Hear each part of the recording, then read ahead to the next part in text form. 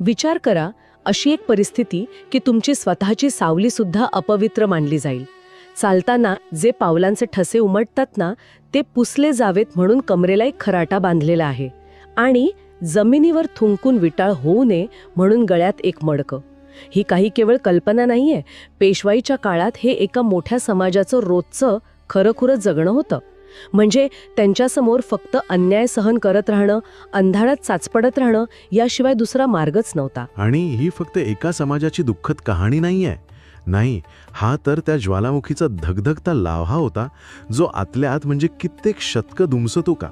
आणि जेव्हा असा पिढ्यानपिढ्या दाबलेला स्वाभिमान आणि अस्मिता जागी होते ना, तेव्हा इतिहास एक अनपेक्षित अगदी विचार करा, अशी एक परिस्थिती की तुमची स्वतःची सावली सुद्धा अपवित्र मानली जाईल.